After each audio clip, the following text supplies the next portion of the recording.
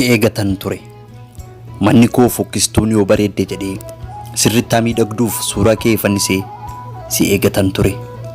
Firaashii kootirraa carqii bareeddu hafee boraatii koo hedduutti shittoo rakasaan bitee xiqqeessee itti afuufee si eegatan ture.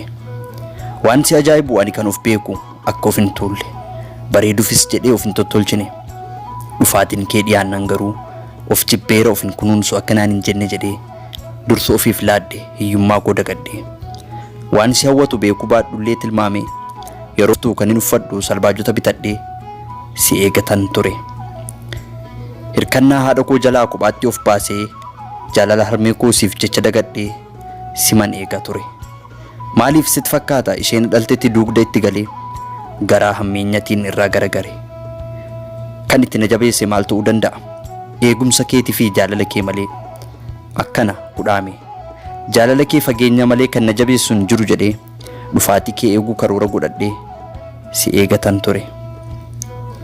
Addunyaati uumtee keessa jiraadhu jette achumatti galee siif jechas dhokadhee waa'ee eenyummaa kee yoo taa'ee yaadu kan sammuu kootii burqu walaloof odeessan jechoota miidhageen laphee kiyya irratti jigdee kan hin siif dubbisu yookaan immoo yoo hafte imimmaan kootiin kan hin tortorsu halkan qixxee ka'ee duungoo koo ibsadhee sammuudhaan dhiphadhee ciniinsuu harkaatiin yeroo kanaaf illaanni beekumsa qubeetiin qalamaan dhalee waraqata adii irratti siif barreessuu yaade. Dhagaye yaaddoo koo ana jechuun barii imala koo kan hin beekne jireenya fiiginaan jetteef kan dhaabbadhe uumama wajjin kan ol dhabe dhugaa xiqqoo yoo argadhe immoo kan amane har'a taree bortaa jabaa yaadannoo kaleetiin jireenya taajjabbii keessa fedhii baay'eetu jira. Waan baay'eetu jira fedhiin of daangessee qirqirsee hanga nama kofalchiisutti kan nama hin dhiifne hanga madeessutti jireenyi taajjabbii waan baay'ee qaba. Waan biraa dhiisiti yaadee kan hin argine biiftuu barii ganamaa dukkanni halkanii anaaf gadda ture. Anaaf biiftuun bahuun dachee qorritee bulte gaddaan ifachiisuun natti fakkaata ture of qofaaf yaaduun. Hin jirti immoo galgalarra kukkuulamtee babbareeddee kan baatu fedhii kannaaf hin laanne aduun galgalooftee ifni aduu taree gurraacha'uun samii addeessi mul'atee gadi yaa'uun urjii nan gammachiisu ture. Dhufaatiin kee kaloof nan garuu gorsaa jaalala kee jaarsummaa ergadhee of dagachuu kiyya gaabbiidhaan dagadhee biiftuu barii barraaqaa urjii halkan qixxee hundaan haraarame. Samiin dukkanoof nan galata galfadhee ganamas bariinan abdiidhaan guutamee uumama jaaladhee ajaa'ibsiisatuun sakkaree siman eega ture. Dhuguman siin jedha dhufaatiin kee dhiyaannanii lubbuu too kolfadhee botte abdiidhaan booji'ee dhugaa koo hidhame taajjabbiin achi dhiibee seeqee sesseeqadhee gurraachummaa koo gatee gadda waggaa dheeraa hawwiidhaan ajjeesee si eegatan ture. Abjuu addunyaa kaleessas dagadhee abdii koo boruu hawwiidhaan guuttadhee jechoonni an dubbadhu na saalfachiisaa jaalalli kee immoo sossobee na wal'aanaa si eegatan ture.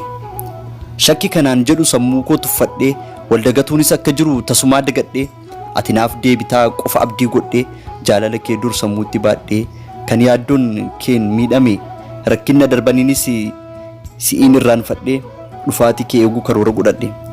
Ana qofaa miti manni koo xiqqishuun dirqiin of bal'istee suurota keetiin of babbareechitee si eegatoo turte. Eegaa bareedduu koo haala kana hundaan si eegatan ture. Si eegatan ture. Akkanan si eegeen dhuguma hin hafne garuu akkan si eegetti ati anaaf hin dhufne malee dhuftee jirta gonkumaa hin hafne. Akkuma jecha kee guyyaa naaf beellamte osoo hin barfatiin ariitiidhaan dhufte akkan si eegetti dhufaatiin kee garuu dhuftus haftee jirta anaaf kan qabdu.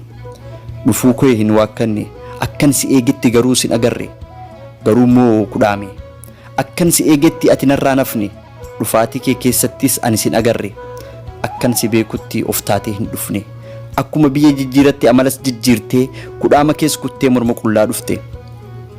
Ilaa waan ofii koo dur kan si beeku aadaaf safuu beekta gadhummaas hin qabdu jaalalaaf iddoo qabda tuffiidhas hin beektu. Har'a garuu ati eenyummaa kee gattee natti as deebite dhuftus haftee jirta anaaf kadhabde. Mee natti himi hawwiin yeroo dheeraa halkan takkaan edaan gatamaa namni akka eeganitti yoo hin dhufini edaa hin irraanfatamaa? Mee natti himi kaa edaa abdiin muraa guyyaa takkaan hirkoo dhabaa halkan takkaan si dagadhe dhufteertaa hin hafne garuu dhugaa kiyya wajjin ati naaf hin dhufne si eegatan ture dhuguma hin hafne ta'ullee hin dhufne.